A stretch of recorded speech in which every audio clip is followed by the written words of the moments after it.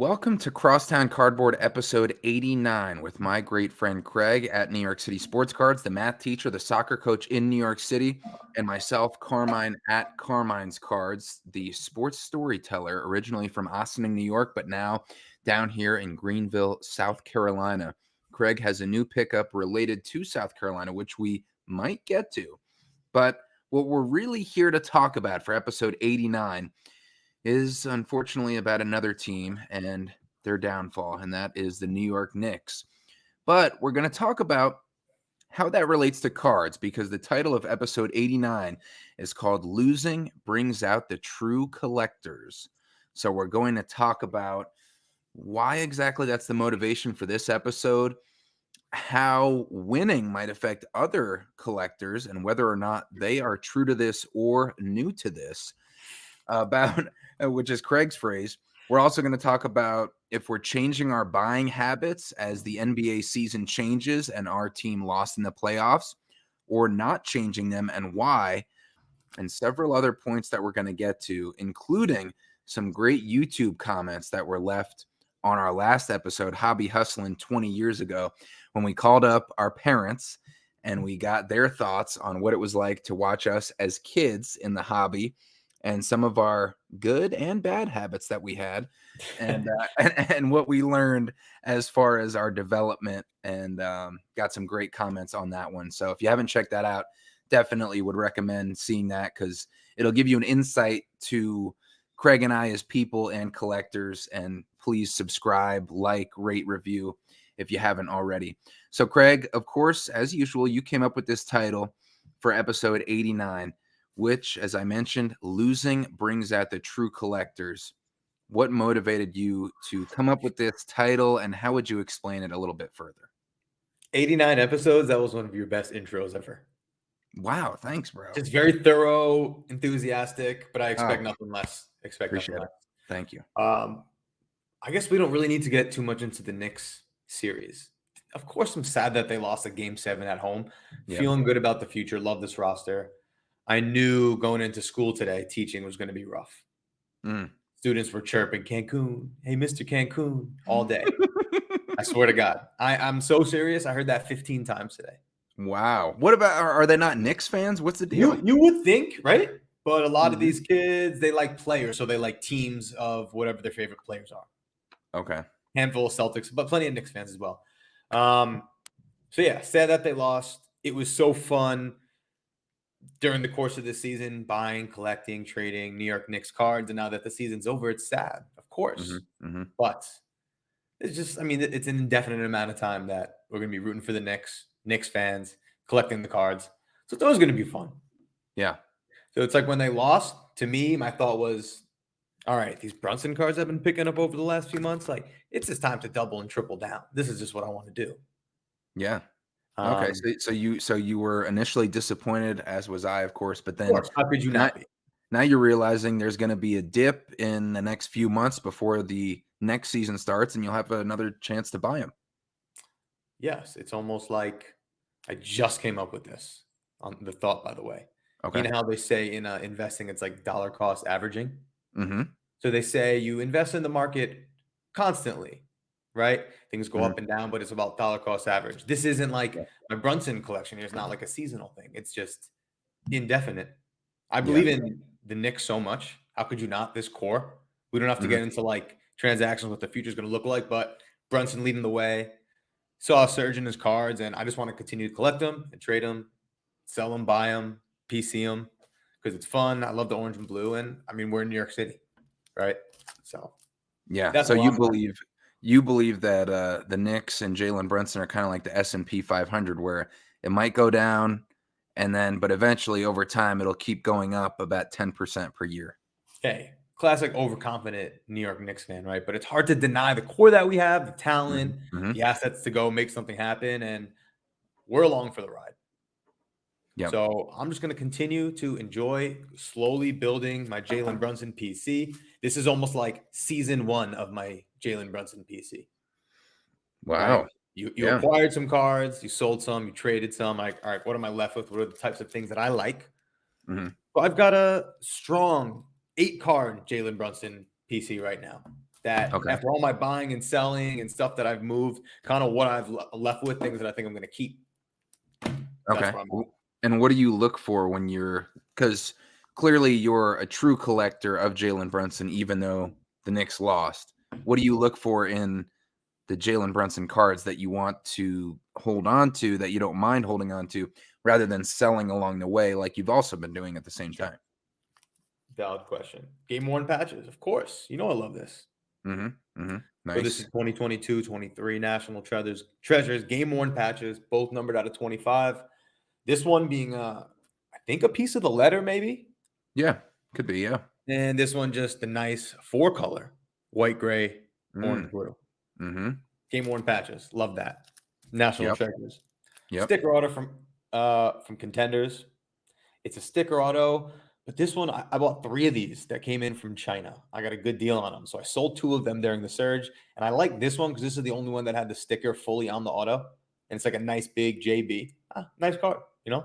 Okay. I feel like that might be a seller in the future. Yes, I would say that's most likely to drop from this pile. Okay. This one I'm keeping. That's nice. Yeah, 2022-23 flawless, 3-color game worn patch, autograph, jersey number 11 out of 25. Got a good deal on this one. This one's staying. Yeah, the jersey number also makes it, yeah. Irreplaceable. So you don't mind, I mean, beautiful card. You don't mind it being a red accent kind of clashing with the Knicks colors?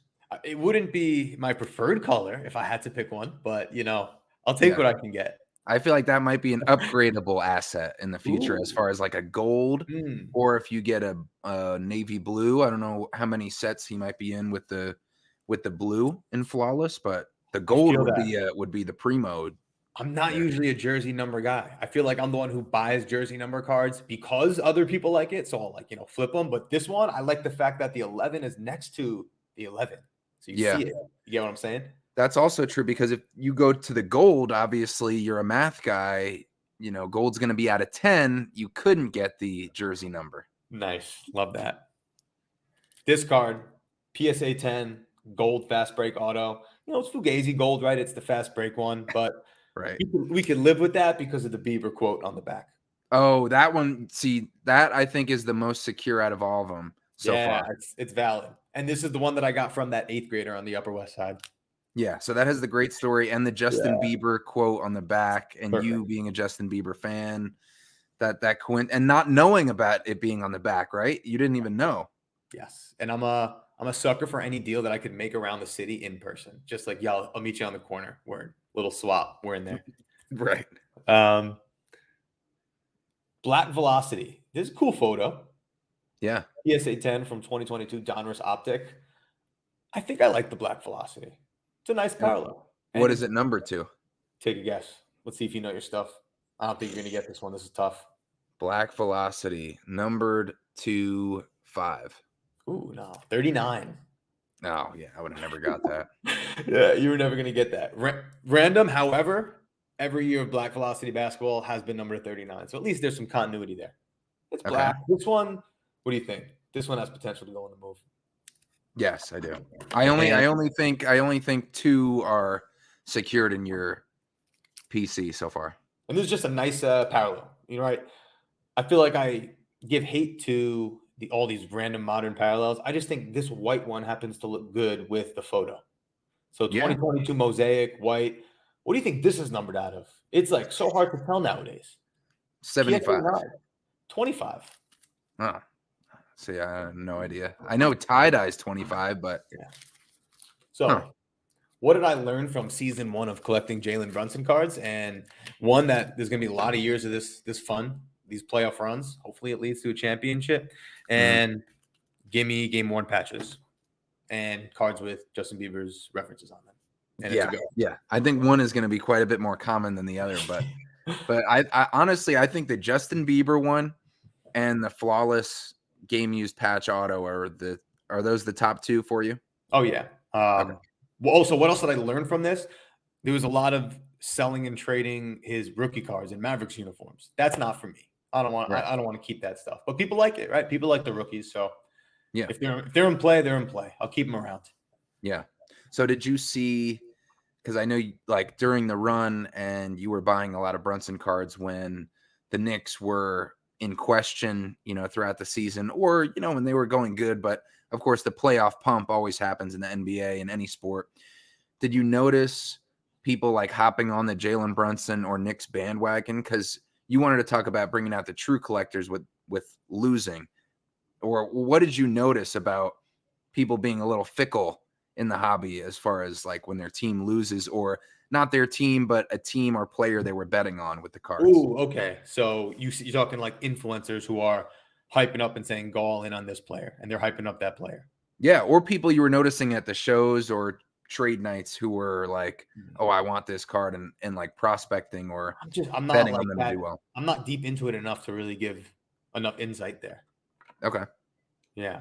I'm not I haven't listen, I haven't gone other than like the Bleecker event, I haven't been to a show in a few months now. So you Okay. would know better than me. I've noticed a lot of people going, well, of course, Anthony Edwards is Sure. now the next coming of Kobe Bryant, in the collectors' minds.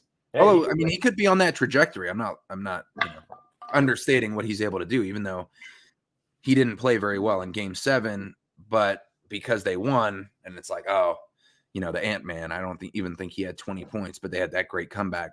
So it's interesting because before we came on, Craig, you made a great point about, now we have the conference finals set, of course, and we got the T-Wolves going up against the Mavs, and then we got the Celtics going up against the Pacers. So we're going to get a new champion that we haven't had with all these, stars potentially popping. And I bought this Tyrese Halliburton Silver Prism rookie at the recent show here in Greenville, South Carolina at the Haywood Mall, brought to you by Brian's Sports Cards here in Greenville. They put on the show right before I went to Italy, which I mentioned. And I got this from a buddy, same one who I got the ticket to the Field of Dreams game. So it's always nice to, reconnect with people and just get on an honest level. And he's like, yeah, I don't really. I'm like, this is going for 40. What do you want for this? He's like, what do you want to pay? I'm like, 30. He's like, yeah, great. So I was like, oh, that was easy, Nice. and it hasn't. I think because the Knicks series was so back and forth with all those blowouts and unpredictable, and then the Pacers had to win that Game 7 and Game 6 to get there, that his cards haven't really gone crazy yet, but maybe they will if they win Game 1 of. I mean, not that I'm ready All to it takes is sell. one. It's not like I'm ready to sell a $40 card. It doesn't really do too much, but I'm kind of belaboring the point here. But the reason why I'm talking about this is because I just wanted you to explain your point about these 4 teams that we now have, the star players on those teams, and what you think might happen to their cards and the long-term effect of winning a championship. Okay. Before that, last point about the Knicks, it's not in terms of like what I'm collecting now. It's not just Jalen Brunson too. I'm getting Josh Hart cards, and then always the legends like Ewing, Larry Johnson, Starks, Yeah. etc. But to the question, Anthony Edwards, Jason Tatum, Luca, I guess Tyrese Halliburton. It's like one of them in a few weeks is going to become a forever safe play in the hobby. Mm-hmm. If we're going to keep it about cards. But obviously, once you win your first championship, just like your legacy, that's cemented forever. But if we're keeping it about cards, it's now like if you pick up an Anthony Edwards, if you are holding and they win a championship, it's like the floor prices of that player's card rises and you feel good holding it. I have a tiny bit of skin in the game in these playoffs right now. Do you have any other than that Tyrese Halliburton? Not really. I don't think so. I have one card, and I didn't buy this recently. I actually pulled this in 2021. Okay. I don't know if you've seen this card before. Are you familiar with? I'm rooting for the Celtics, by the way. I'm actually not rooting for the Celtics, but if the Celtics win and Tatum wins, this card's going to do something. It's going to be a little more I special. do remember this one. Yeah. What do you remember about it? I remember that it was a rookie auto. Okay. And it was some type of obscure-ish brand that was not unlicensed or anything like that, but not like a Prism or Select or one of the main. Yep. Okay. So You know, not repacks, but like a variety of packs, like Boombox was a popular brand where it's like $100 or something, and they send you 8 to 9 hobby packs, something like that. Okay. You're No, I familiar? don't. No, no, Okay. no, I'm not. Really fun, dangerous. I remember Boombox is the one that me and my brother-in-law do a lot. You go right on the website and you could use Apple Pay, and there's like different tiers, and they send you this little like cardboard box, and there's 6 to 8 hobby packs in it. Oh, okay. Great time. Interesting. This was Okay. back in 2021, bro. This one was like $50. It was from the Collectible Card Club, I think it was. Okay.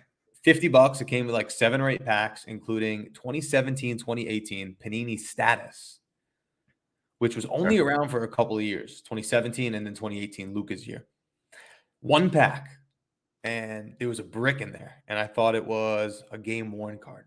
Which I would have Well, been you know that from, your activity back as a kid that your parents exposed also. nice, nice, nice. But it could have been a dummy or just a thicker stock card. Was not expecting this.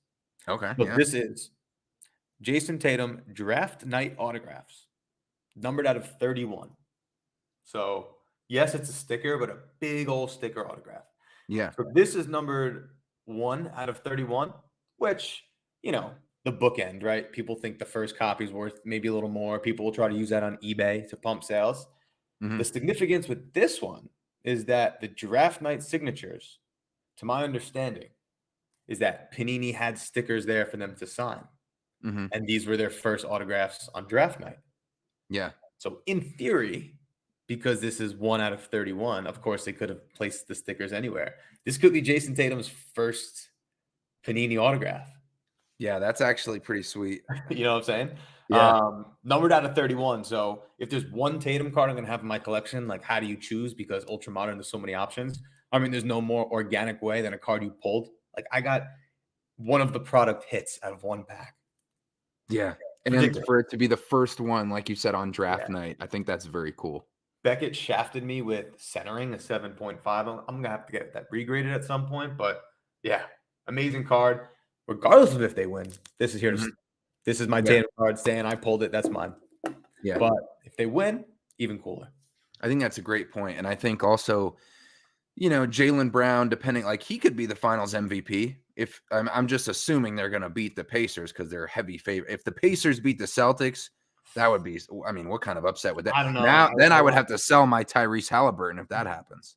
I watched But them enough against our Knicks that I don't think they're good enough to beat the Celtics. But what do I know? no, Keep about the cards. that would be shocking. But getting back to the Celtics, like I think Jaylen Brown, he could have a potential to really, of course, pop off as the second best player on the Celtics. But I think also it's interesting when you talk about the future of the NBA playoffs for cards. Some people are just done. Like they're like, and you even see it with football too. I just think it's interesting when no matter how good they might play, because they've already been relegated to this box of they're not a superstar, then even if they go crazy, their cards probably aren't going to pop. Like, for example, Porzingis. If the Celtics win, are his cards going to go crazy? No. I mean, if Miles Turner, if the Pacers win, I mean, that's probably not going to be something. Maybe like Pascal Siakam, somebody who is middle of the road, but they're not the star. Like the people you listed are the A1 stars of those teams. Listen, And if you're not that, or if you're a veteran who's already, even Kyrie, his cards aren't probably going to go crazy. He's already won a championship. So, but you've seen what happened with with Jokic's cards, with Giannis's cards, somebody who you really like to collect. After they won that championship, I think you made a great point of there's a new floor, there's a new bottom where their cards aren't going to go beneath because their legacy is just cemented in a new way. I mean, it goes back to, collecting the players that you like. As much flipping and selling as there is in this hobby, there's just as many collectors, if more, people who just like to own cards and hold cards. So, who's out there holding LeBron cards? Probably a lot of people, right? Michael Jordan, same thing. Steph Curry. There's probably a lot of people out there holding Anthony Edwards. They like him as young and exciting. To your point, are there a lot of people holding and enjoying and collecting Pascal Siakam cards? Plenty, I'm sure. Probably not as much as the other guys. Right. And to what you said, like for Pascal to pop off, what would that do to his market? Like ultimately, probably not too much. Yeah. So I just want to also, keep talking about this theme because losing, bringing out the true collectors. Our Knicks losing, you're still a true collector of Jalen Brunson. It's interesting All though Knicks. with sorry, go ahead. All the Knicks. All the Knicks, Brunson, right. Ewing, Oakley. The history. Hartenstein. How's your Doesn't have Hartenstein? any Knicks cards yet. What? Really? Oh Hart my though. I God. got a nice Hart autograph coming. Okay. Yeah, I remember you got set up with your buddy across the Overseas. pond, right? Shout out to Manny. There you go. So Caitlin Clark, of course, creating all this buzz. I got to cover her along with the University of South Carolina women in the NCAA tournament, all the way from the Sweet 16 Elite Eight to the Final Four in the championship. She's losing. I mean, I don't think she's really expected to win to a crazy level in the Indiana Fever, but I loved our buddy Iowa Dave and his recent podcast. If you haven't checked it out, The Shallow End. And he had a Caitlin Clark mega podcast recently with a sports broadcaster from Iowa, who I, of course, resonated with since I'm also, a sports reporter for almost a decade now. And then two people who are in cards, and they had a great perspective on Caitlin Clark as well. But what do you think about her losing? I mean, because we just to tell you how big of a megastar is, if anybody needs any reminding, of course you don't.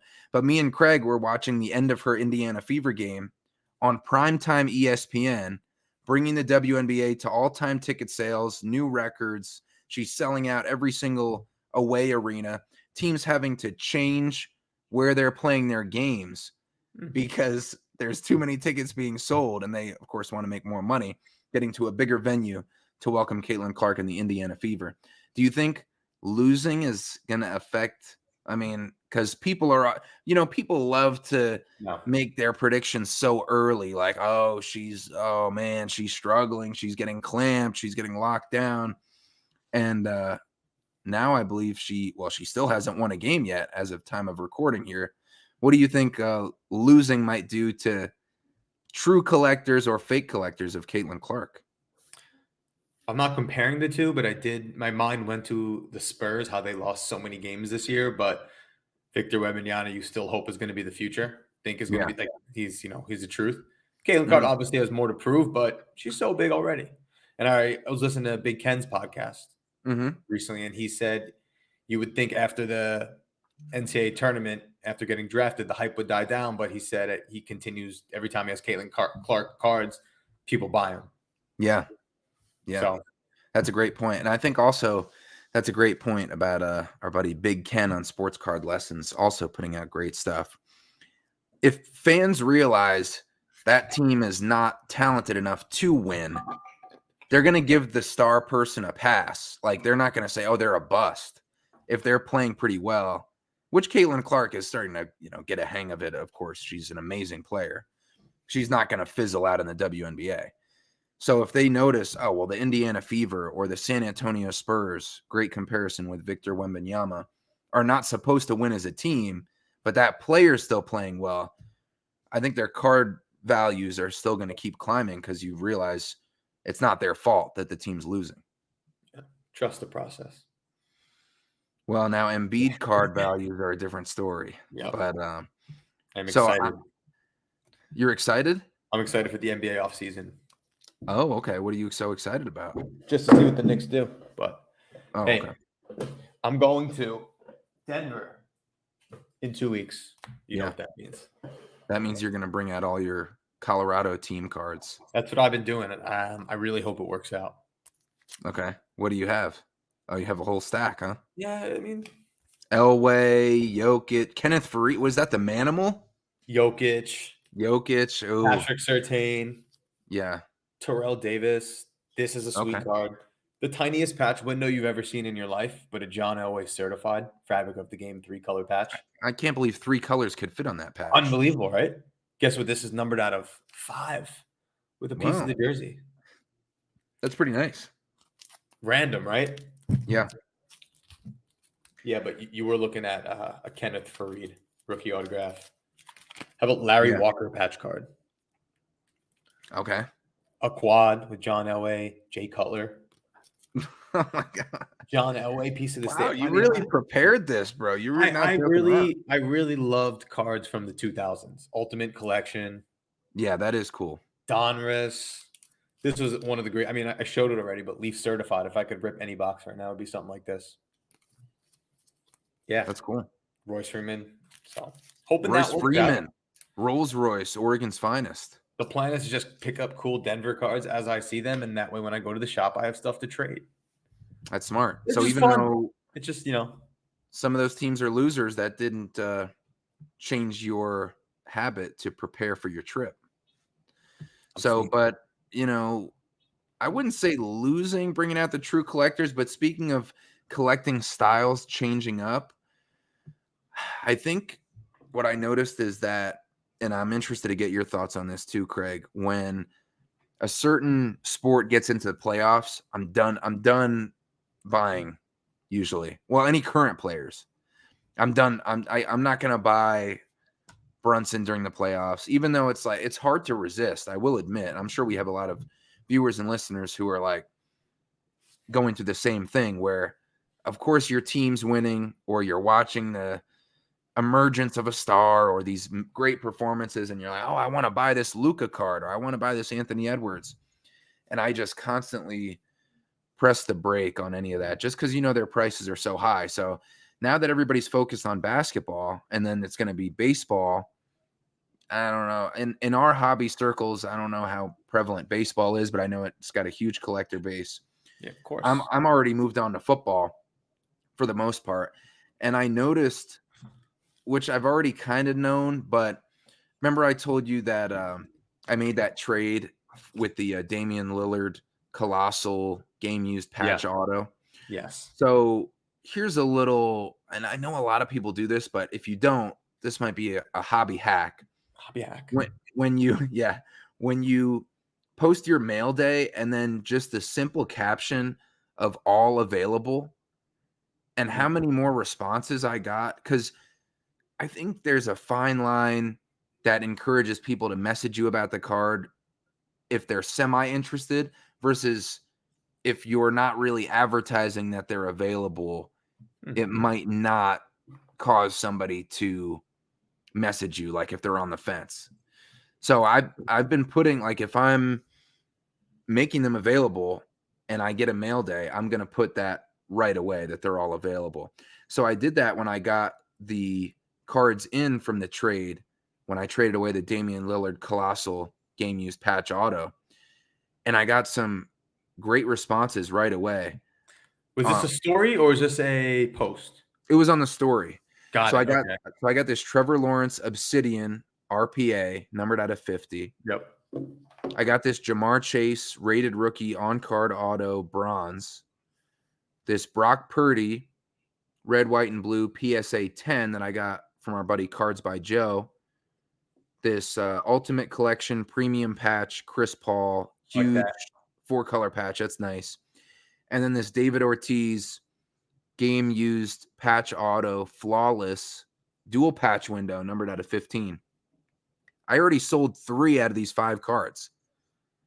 Like the day of. The football ones. I sold the Purdy and the Chase and then also the David Ortiz. And you traded the Damian Lillard for those? I traded the Damian Lillard for the Chase and the Lawrence and the Chris Paul, which I also got a lot of interest on the Chris Paul.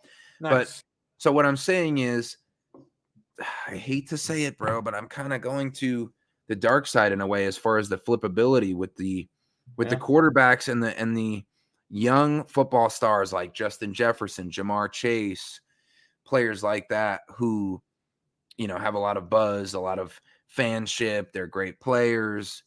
And, of course, usually offensive players are going to have more value. And with quarterbacks at the top of that, no question about it. But with the flippability of the football, even during the off season, because now a lot of other people are trying to get football too before the hype, before the season. I just feel like the changing of the seasons, the peak of basketball is pushing me into football, and I feel like I am almost betraying a lot of the collecting habits, but it's my flipping area of the hobby, so I'm trying to maximize that, you know. I don't know. What do you think about my changing of what I'm doing? I think that's okay, and I'll tell you exactly why. I'll tell you Okay. exactly why. I needed to bring up a quote from a friend I was talking to today. Okay. Steve Loff. He's actually a movie director. Great guy, New Yorker, Brooklyn, father of 8. Wow.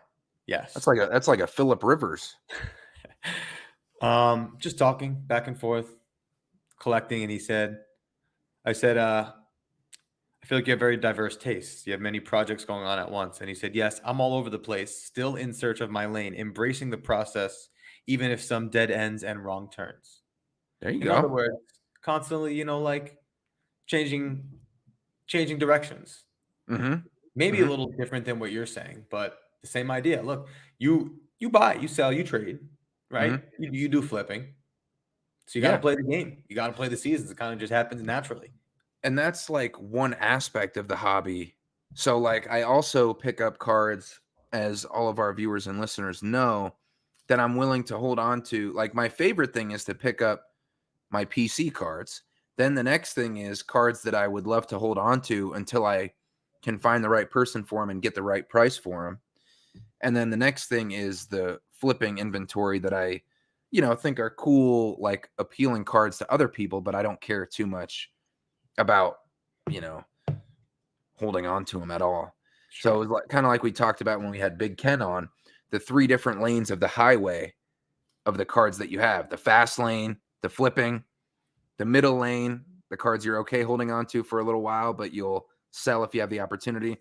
And then the slow lane, which could be your PC. And maybe you can add another lane of the shoulder where you're pulled off to the side and those cards are never going to move. But I picked up this card. Speaking of the middle lane, cards that I really like that I wouldn't mind holding on to. This David Ortiz, which I always love getting big poppy cards because I like him personally, and so many other people have a connection to him as a great player and, just a hilarious, awesome character.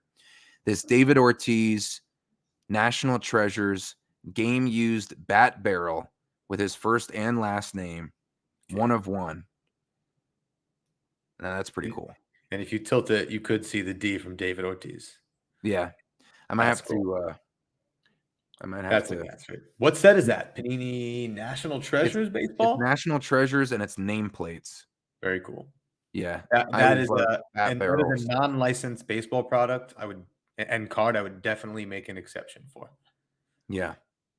I'm gonna Very get a nice. game used piece of the bat. And I love how with the nameplate set, you always get the guy's name on the wood there, It's cool. which Not is something you cool. see a lot. That's a one-on-one, I assume? Has to Yeah, be. 1 of 1. Yeah. Of course.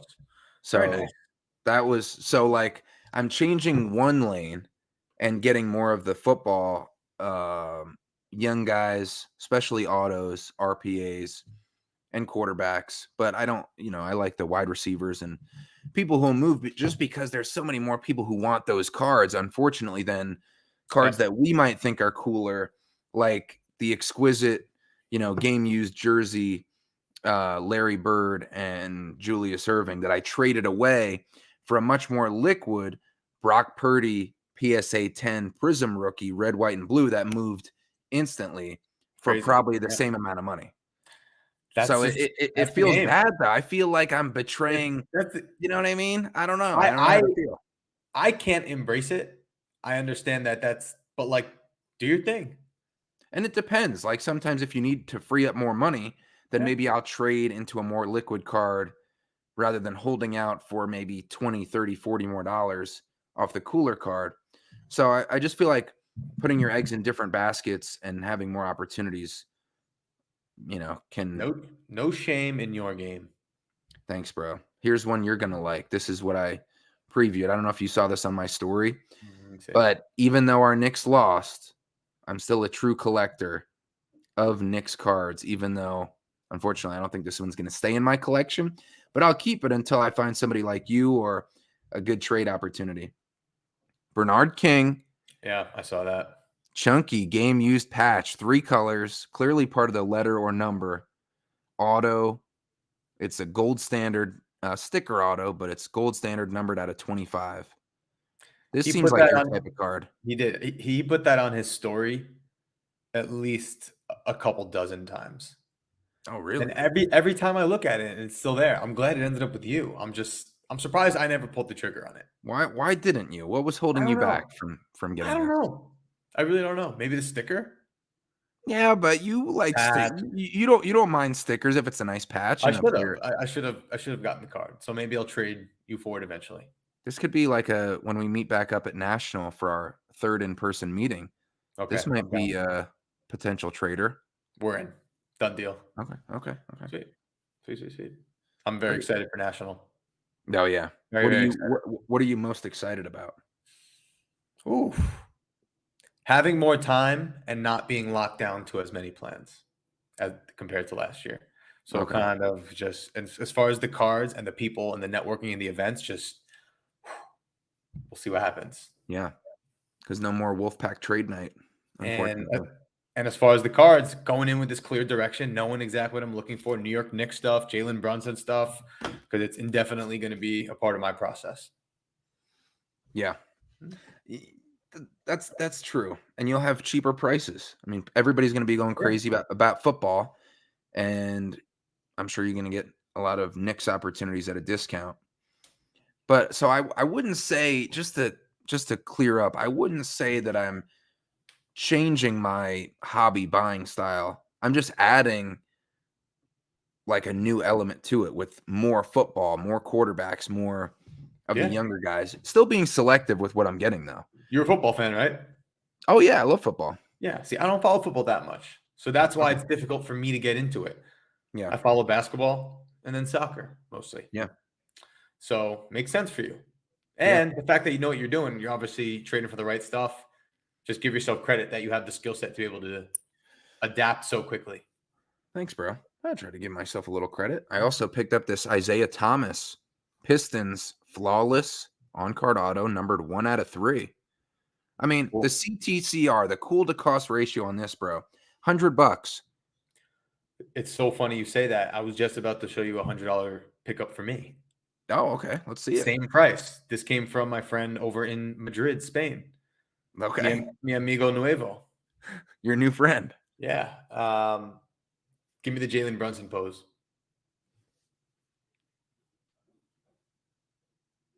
Look at that. 2022-23 select gold, true gold out of 10, die cut. He's Jalen hype. Brunson, mean mobbing, doing his look. True gold out of 10 die cut from my friend from Spain being shipped overseas. That's great. How much did that? Oh, $100. Yeah, that's not bad. That's not bad. Excited for that one. That's great. That's pretty cool. That's all I got for you. Well, we covered the losing, bringing out the true collectors, specifically for the Knicks.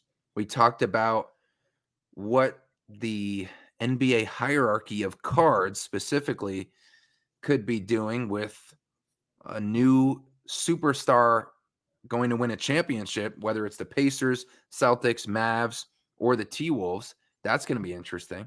We talked about changing styles or adding a new element with more football flippability in my collecting, some new pickups.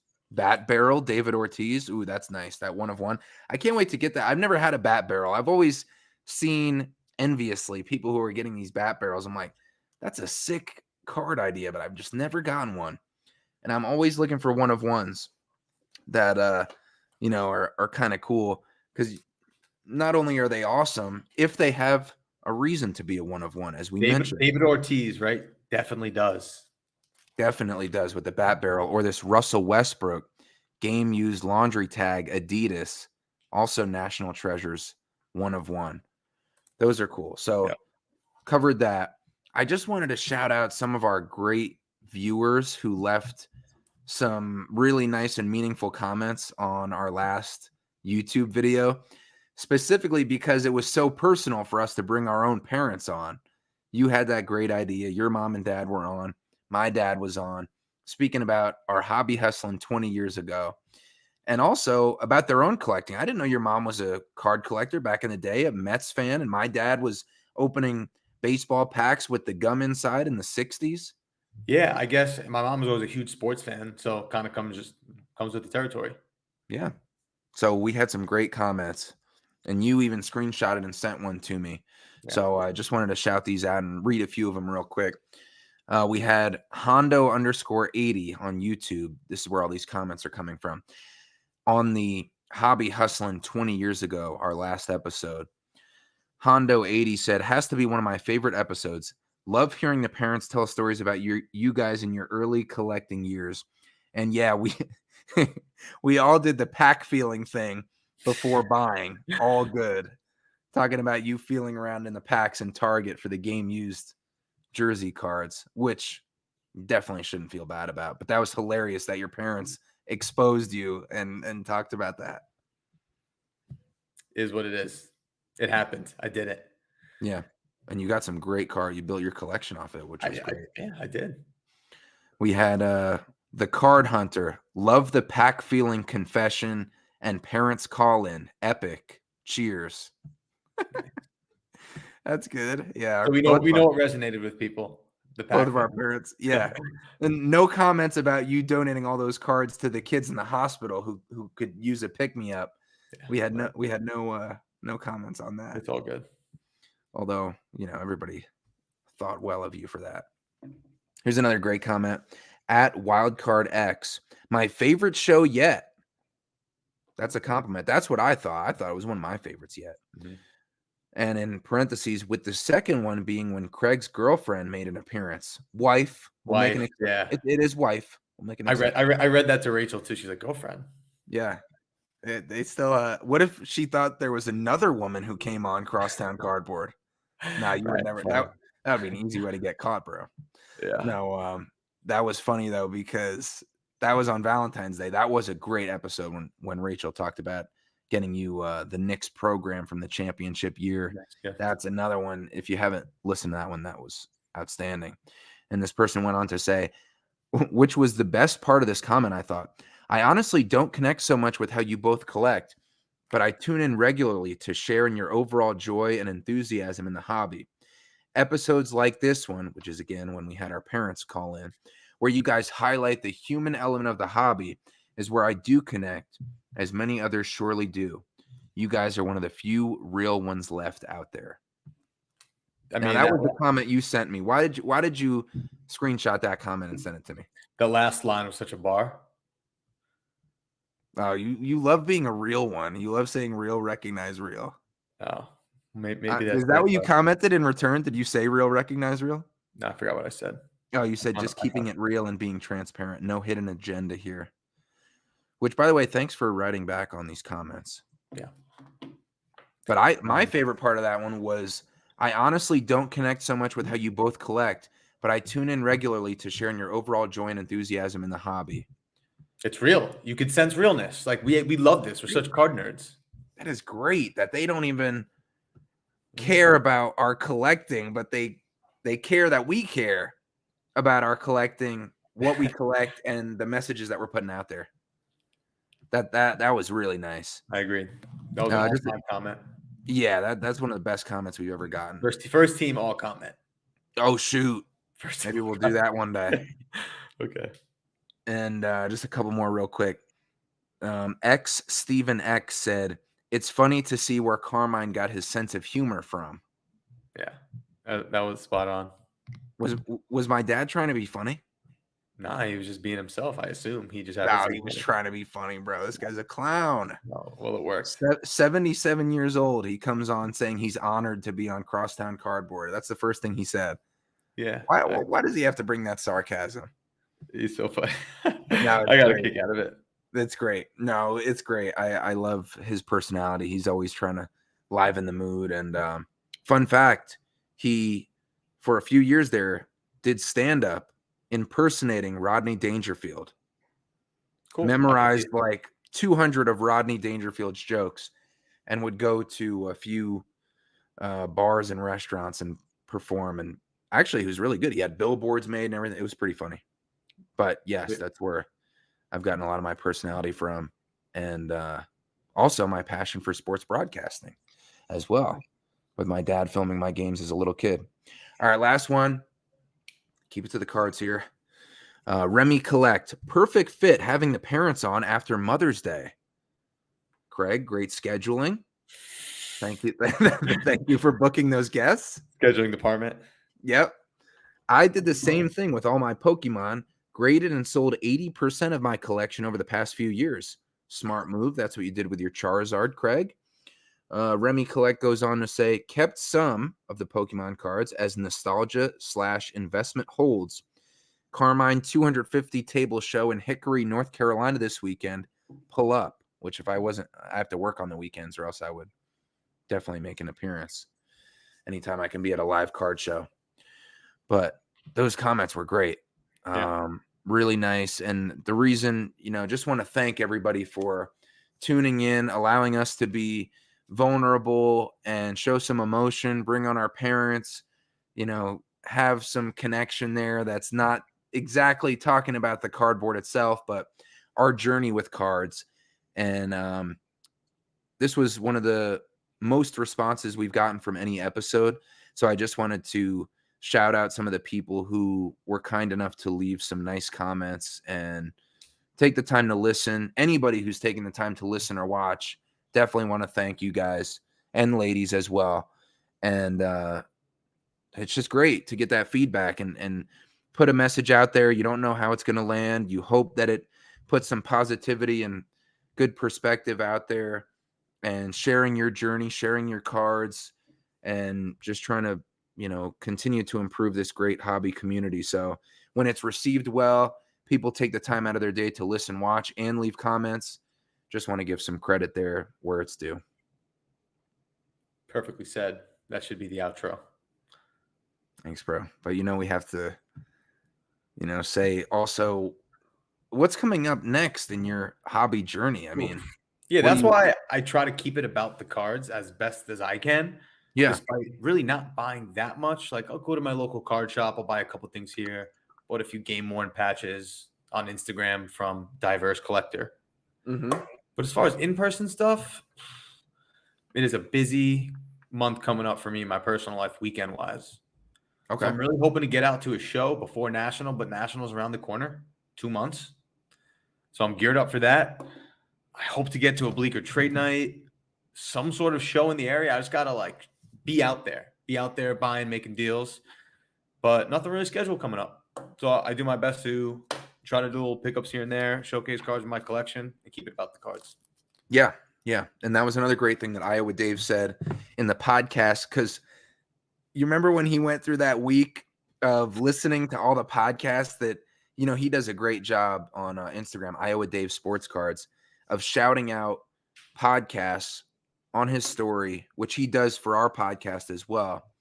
Every single day, the new releases of the Sports Card podcast. He stopped, but he was did it for a long time. Yeah. I think a few months back he stopped. And one week he went through and tried to listen to every one of the podcasts that he had shouted out and promoted, also on his website and blog. He said on one of his recent episodes that, or maybe it was on Stacking Slabs with Brett, which was also a great episode, including Iowa Dave, that he listened to 50 to 60 podcasts in 1 week of sports card content. Yeah, what a marathon. But and he was saying that one of the best qualities, and of course we trust and value Iowa Dave's opinion as a guy who we know and a great collector and somebody who's also putting out podcast content, and a very intelligent dude. You could tell when you just hear him talk. Puts great effort into his content and provides a unique perspective. And keeping it about the cards was one of the biggest things that he said made him want to keep listening, and set apart some of the podcasts that were like news of the day, or it's just bantering, debating about sports. So I think that's something that we've always done inherently, and just, we've talked about among ourselves, is keeping it about the cards, and we'll continue to do that. and any other topics that relate to the cards, but cards are always at the center of what we're doing. That is correct. Like I said, we are nerds for this. I love it. I love geeking out about cardboard and just like looking at cool pictures with pieces of jerseys on them. Yeah. The little simple things in life. Yeah, bro. Despite the loss for the Knicks, we're still true collectors of the Knicks. Took my heat one day in school. We're moving on. We'll be all right. Yeah. How long do you have left of school, by the way? About a month. But testing comes up, so there's not much like regular classes anymore. Starting to think summer. Going into summer mode. Okay. Be outside. Great, bro. All right. Well, episode 90 coming up next. Oh my gosh, bro. Closing in on 100. 100 might be able to happen at National. No, we got to check on that timing. That'd be cool. Yeah, it's possible. That would be cool. I'll do the math real quick. Okay. All right. Peace.